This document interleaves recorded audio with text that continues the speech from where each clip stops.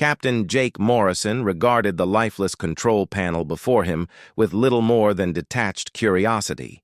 The Horizon had been drifting through the void for 3 months when the primary engine decided to implode in a dazzling burst of sparks and smoke. Now they floated stranded, no route home and only 2 weeks of life support remaining.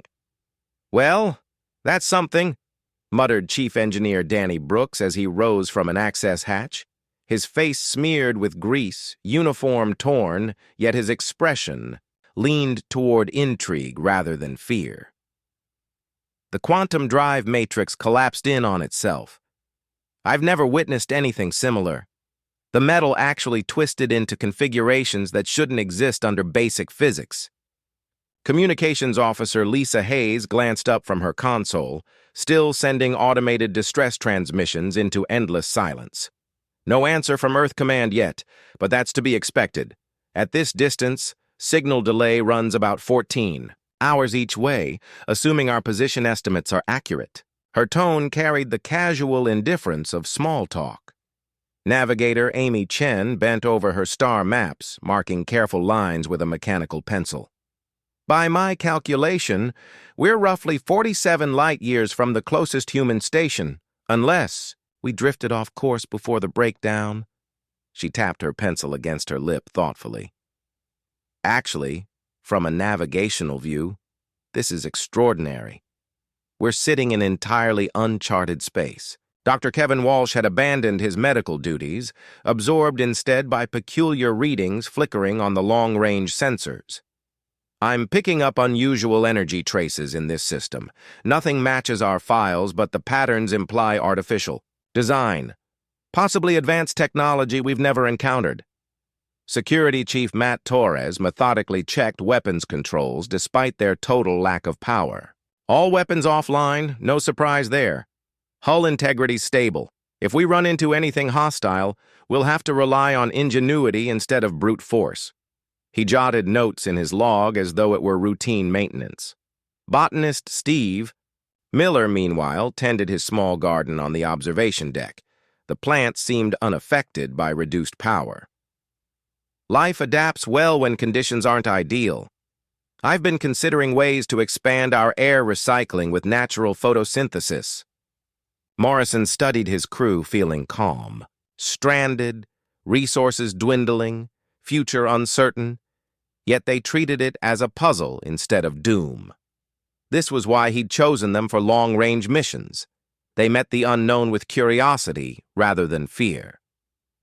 "Captain," Lisa Hayes called from her console. Something odd on comms. It's not acknowledging our distress beacon, but there's definitely an artificial source headed our way. "Define odd," Morrison said, leaning over her shoulder.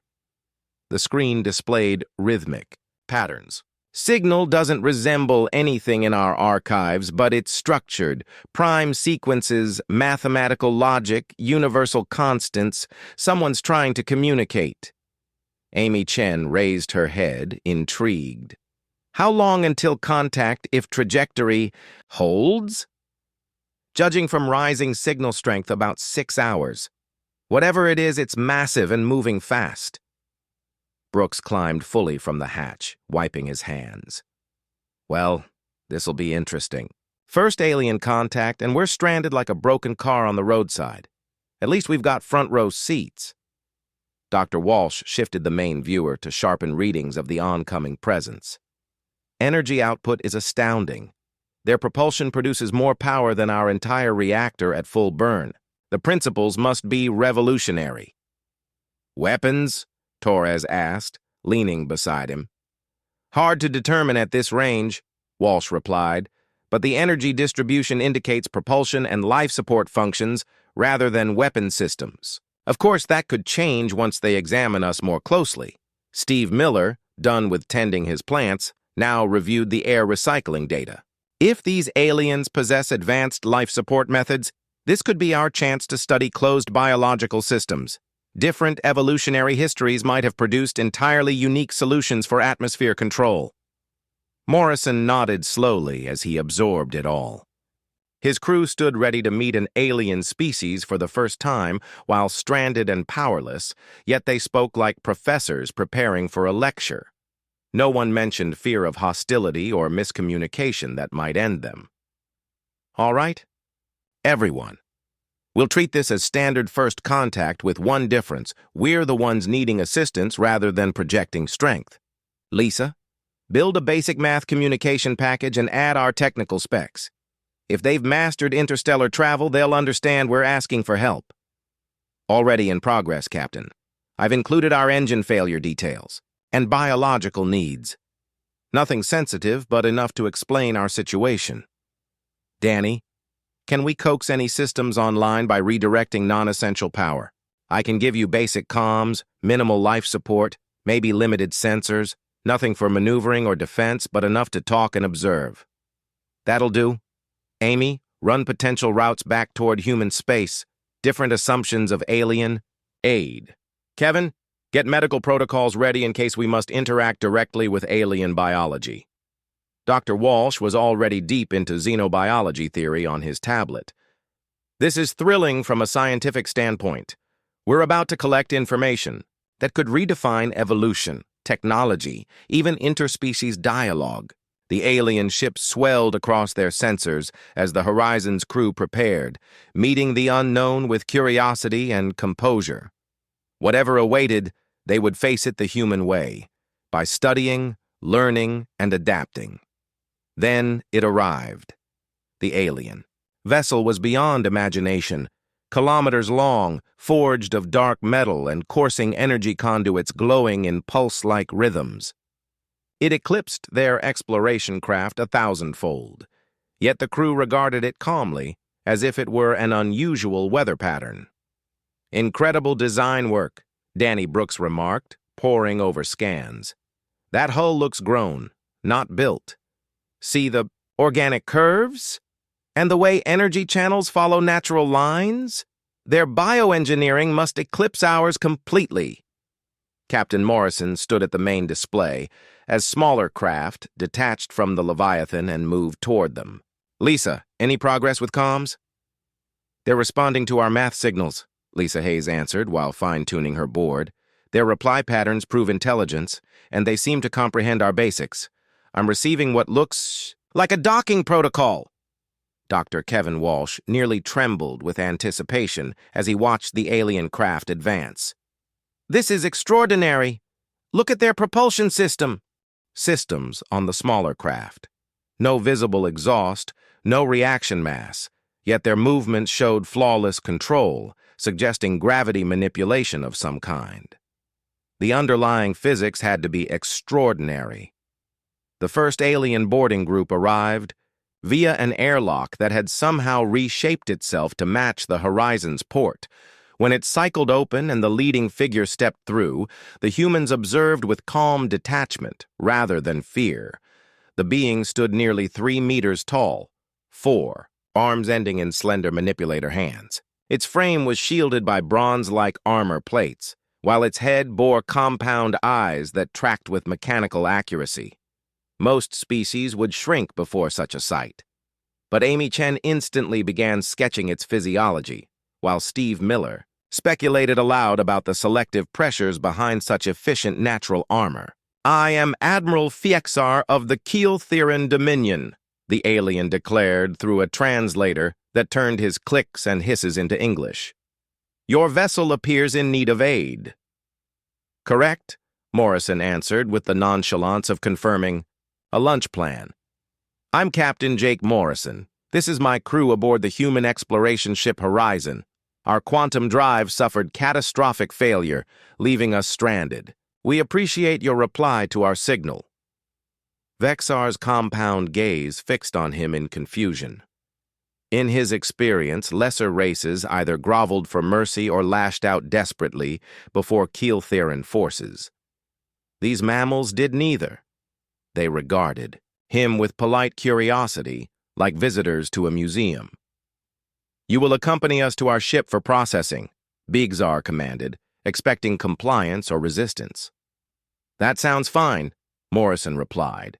Will we be permitted to bring our research tools? This is a rare opportunity to study alien culture and technology. The request shocked Vexar enough to make him recoil. Instead of panic, they asked to bring scientific gear to what should be their capture. Walsh was already collecting bioscanners, while Danny Brooks packed engineering devices as though for a field study.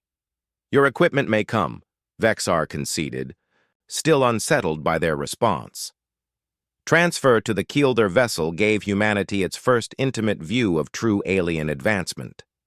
The passages were cavernous, built for giants, with walls alive with flowing light. The air carried a metallic tang that Walsh analyzed at once using a portable scanner. Oxygen-nitrogen base with xenon and argon traces, he told the crew. Pressure is slightly above Earth norm, but within tolerance. Interesting use of noble gases. Lisa Hayes, meanwhile, studied acoustics, noting how voices echoed. Harmonic resonance. These halls are shaped to carry particular frequencies, clearly optimized for Keeltheran speech. Their guard of heavily armed soldiers grew more uneasy as the humans treated capture like sightseeing. Chen mapped internal layouts while Matt Torres examined troop placements.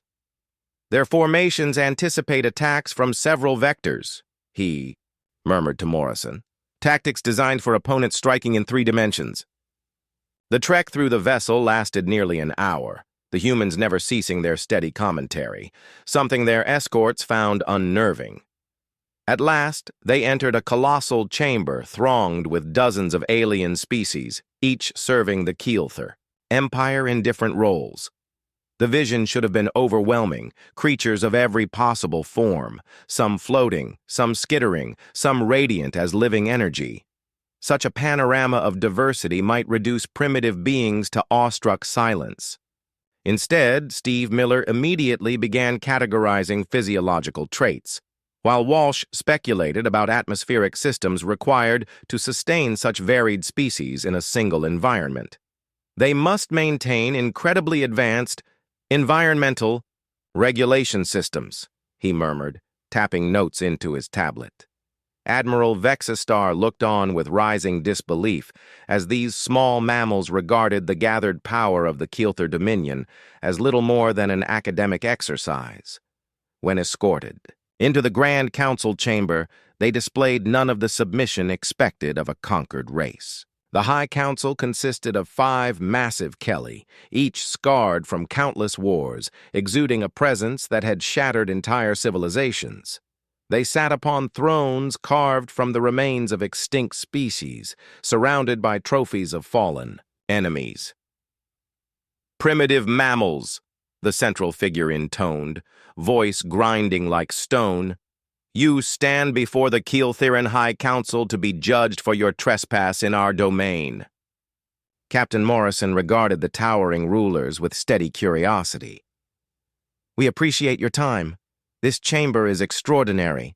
The architecture required to support a structure of this magnitude must be remarkable. Are those support elements integrated into the ornamentation? The inquiry was so unanticipated that the counselor actually faltered in his intimidation. These beings were meant to tremble, not ask structural questions. The other counselors shifted uneasily on their bone-carved seats as the humans continued, observing with calm detachment instead of fear. The Keelther Council quickly decided these odd humans warranted closer examination before verdict. Admiral Vexar was tasked with monitoring them and reporting their behavior, though he was beginning to realize the humans were studying his empire as thoroughly as he observed them. The Horizon crew were placed in what amounted to a gilded cell. The chambers were spacious and comfortable, with access to food synthesizers and essentials, yet their freedom was clearly limited. Most captive races would have wasted the time plotting escape or sinking into despair. The humans instead transformed confinement into a makeshift laboratory. Dr. Kevin Walsh somehow persuaded their guards to provide biological specimens from various species on board. He spent long hours analyzing cell structures and genetic codes with the delight of a child opening presents. The variety is incredible, he told his crewmates over dinner. Each organism reflects a wholly different evolutionary course. The The cell-therans alone exhibit adaptations I've never encountered before. Danny Brooks had been just as successful at acquiring access to engineering texts and technical data. The Keelthers couldn't comprehend why anyone would wish to study their designs instead of stealing or fearing them. Their power networks operate on concepts we've never even theorized, he explained while drawing schematics. They're bending space-time at a quantum scale to produce limitless energy. Elegant and terrifying. What unsettled Admiral Vexar most was how the humans discussed dreadful subjects without a hint of dread. When he showed them recordings of Keelther conquests expecting submission, they observed with the casual attention given to a weather documentary. Interesting tactical method, Matt Torres remarked as he watched cities vaporized by orbital strikes. Preference for kinetic munitions over energy weapons preserves infrastructure while neutralizing defenders. Very resource efficient. Lisa Hayes was recording notes during the genocide reels. Population reduction follows deliberate demographic targeting. They're sparing selected groups while eradicating others. This is systematic conquest, not random violence. Amy Chen requested copies of the star charts of captured sectors. Their expansion clearly follows resource corridors, strategic advances plotted to maximize efficiency and minimize logistical burdens. Remarkably rational. Vexistar had expected shrieks of horror or at least unease. Instead, the humans analyzed extermination with cool professionalism. When he demanded why, Dr. Walsh gave an answer that haunted him. Fear is instinct for immediate danger, Walsh explained calmly. What you've shown us is structured competition for territory and resources, predictable patterns, best, studied logically. Emotion hinders recognition of data. To dismiss genocide as mere competition left Vexitar shaken. These fragile mammals spoke of planetary destruction as if describing crop cycles. When pressed, they began recounting their own history. Humanity used similar methods during our expansion eras, Captain Morrison said while reviewing footage.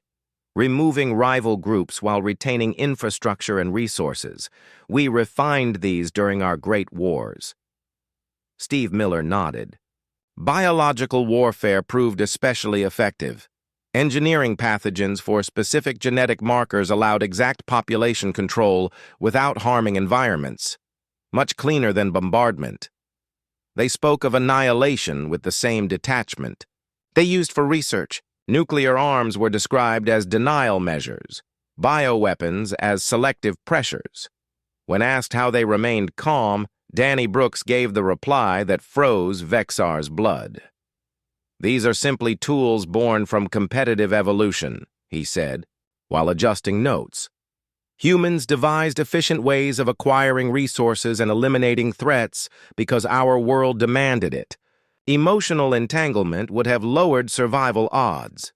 Walsh elaborated further during a later discussion.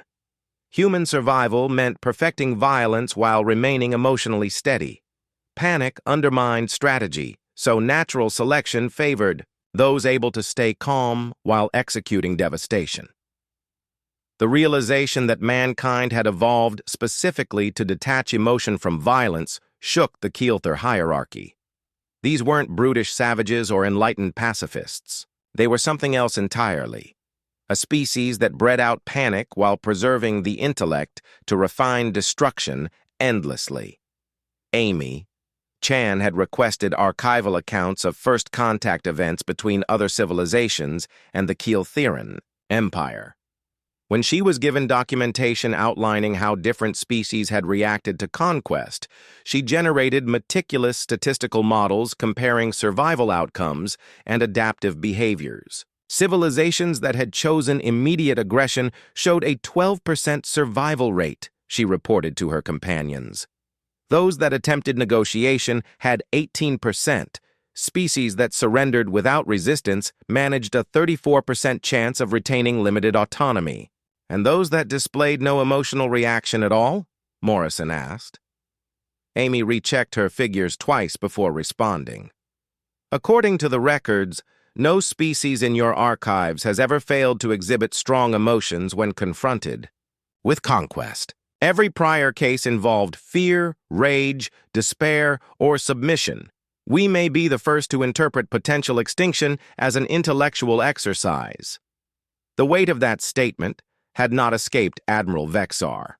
The entire Keil-Theron strategy of domination relied upon manipulating predictable emotional states. They had never encountered a people immune to the fear responses conquest was built to exploit. Lisa Hayes had been cataloging Keil-Theron's social dynamics and communication forms during captivity. Their hierarchy was anchored in rituals of dominance and conditioned submission. She noted that their whole culture seemed structured around predictable fear patterns. They literally lacked any framework for dealing with entities that felt no fear at all. This assessment proved highly accurate.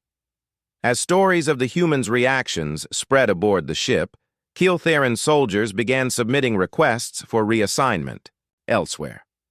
The prospect of battling an opponent capable of studying their own annihilation with detached curiosity was more disturbing than any weapon.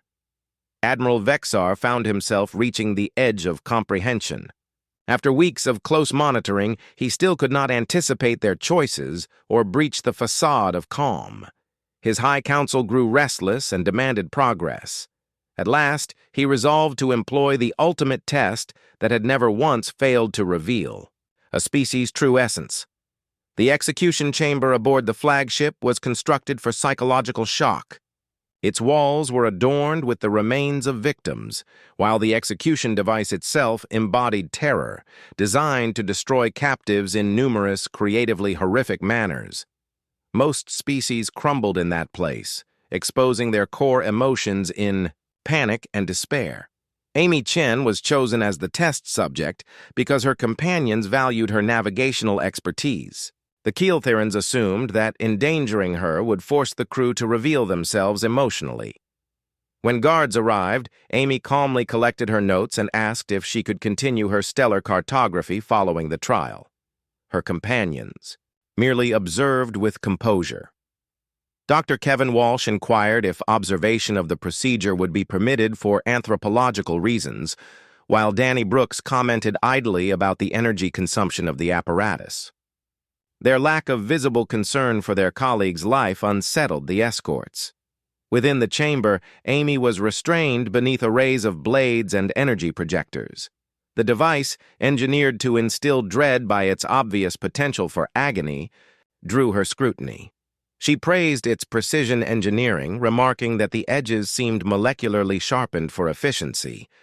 She speculated on the computation required for targeting accuracy and questioned how thermal loads were prevented.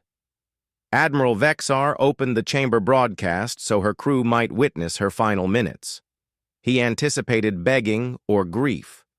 Instead, Captain Morrison requested permission to record the event. This represents a rare chance to examine advanced execution technology, he explained to the increasingly shaken officers. The principles may offer insights into precision manufacturing. Matt Torres analyzed guard placements with professional coolness, remarking on how their sightlines and coverage accounted for rescue scenarios. Lisa Hayes activated recording equipment, remarking on how the acoustic resonance likely magnified screams to intensify fear. Amy Chen continued her technical observations as the device powered on. These projectors show scalable output, suggesting variable durations for maximum psychological effect. Control must be extraordinarily refined. "Do you feel no fear?" Vexar asked, baffled by her calm. Amy considered.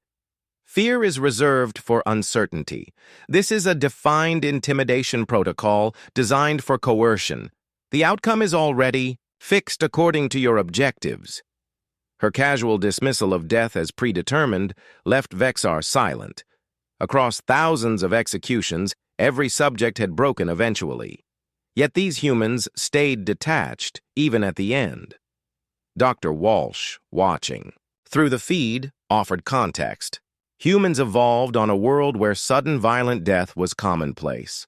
Natural selection favored maintaining cognition under extreme threat.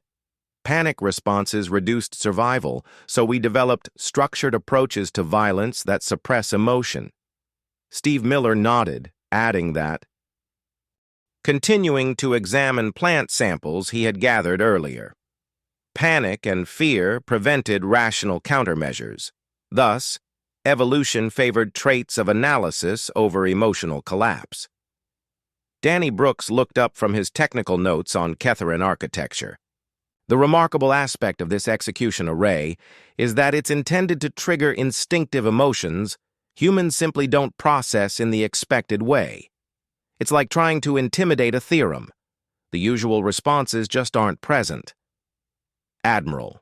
Vexar felt the foundations of his entire worldview collapsing. The Keelther Empire's dominance had always relied upon the predictable emotions of subjugated races. Terror, despair, and survival instinct had served as tools to enslave countless civilizations. Yet these humans regarded their executions as interesting data sets. "What must happen to make you finally demonstrate fear?" he asked Amy bluntly. She evaluated the inquiry with clinical precision. Fear depends on uncertainty of result and attachment to existence. We understand these are standardized coercion protocols meant to elicit compliance through psychological duress.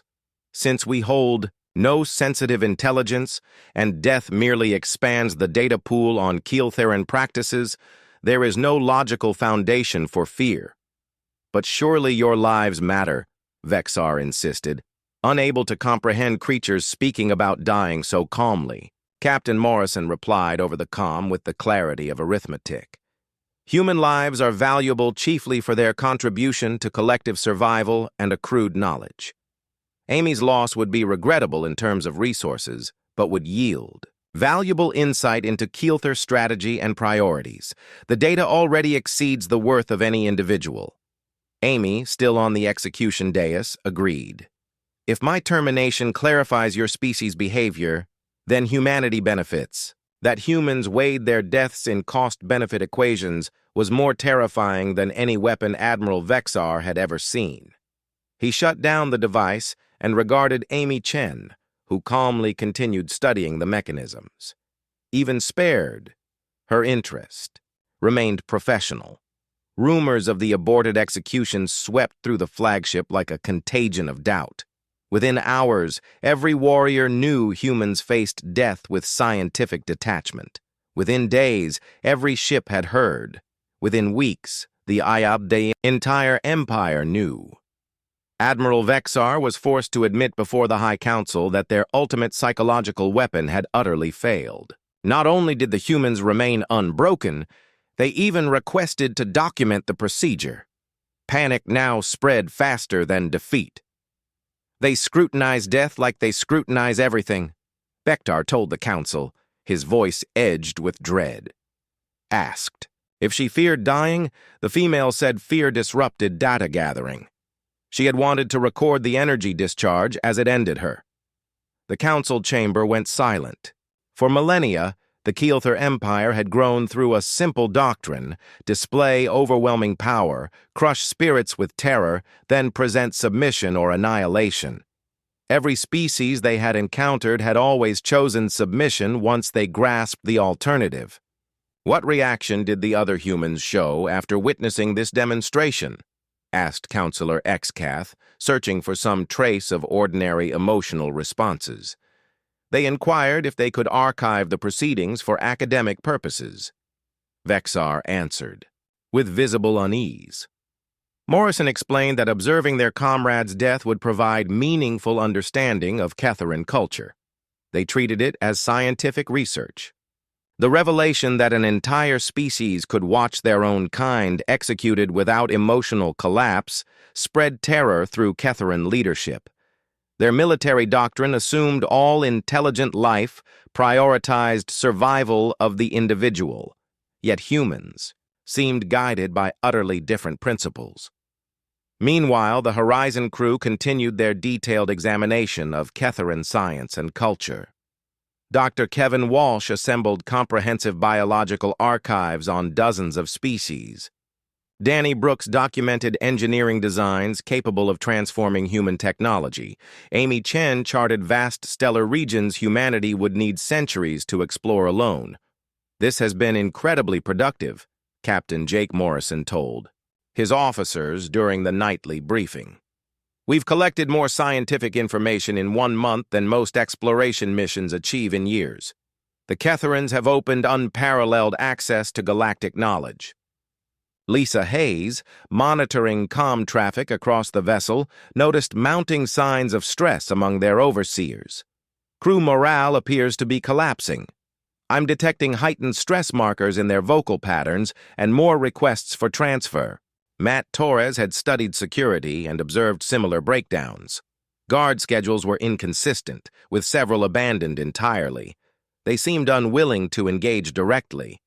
Their attempt at psychological dominance had inverted against them. Beyond the flagship, reports of human behavior spread across the Empire. Peoples long conquered through fear whispered of beings immune to terror. Societies once controlled by the threat of death heard of a species that regarded death as curiosity. The blow to Kalaran military confidence was immense. Soldiers whose identities centered on inspiring fear now faced enemies impossible to frighten. Their entire conquest strategy had assumed shared instinctive reactions to danger. Steve Miller examined biological systems and identified disturbing traits of Ketheran psychology. Their civilization depends on rigid dominance hierarchies sustained by intimidation. They lack cultural methods for managing entities beyond intimidation. Walsh's medical studies confirmed it. Stress responses spike whenever they face us, as if encountering a reality their minds cannot process. It's like showing higher mathematics to beings without abstract reasoning.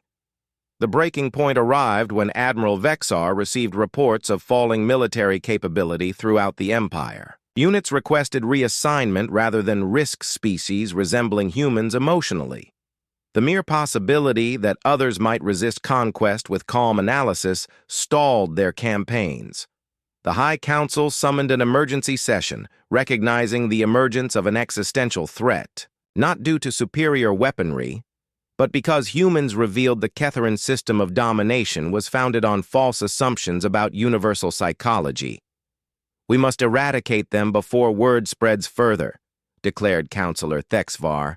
Their existence undermines our supremacy. Yet Admiral Vexar, after weeks observing the crew, concluded otherwise. Eliminating them would only confirm fear of their example. Furthermore, they have already disclosed abundant knowledge of their species and world. Our psychological dominance is irreparably broken. Captain Morrison was invited to address the High Council, facing 5 of the galaxy's most formidable, figures seated on bone thrones amid trophies of conquered foes. Somehow he appeared steadier than them. What does humanity want from the Ketheran Empire? The central figure asked, his tone heavy with resignation. Morrison reflected before answering. We want safe passage home to deliver our findings, to human academia.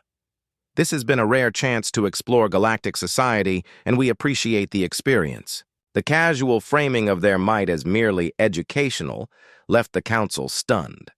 These beings had entered the Empire, endured threats of torture and execution, and treated it all as a classroom exercise. What if the Empire attempted to conquer Earth? Another asked. Morrison's reply was as analytical as before. The outcome would depend on the specific methods employed. Humans would respond with varied defensive measures proportional to the danger. Results would follow the interplay of military and technological conditions. The understated statement carried deeper menace than any threat could. Humanity wasn't promising vengeance or demanding respect. They simply treated conquest as another problem requiring rational solutions and countermeasures. As the Horizon departed under Ketheran escort, the Empire began its slow transition from rule by fear into something unrecognizable. Humanity had triumphed not with stronger weapons or superior tactics, but by revealing their deadliest weapon was something more dreadful than armies, the utter absence of fear when facing extinction.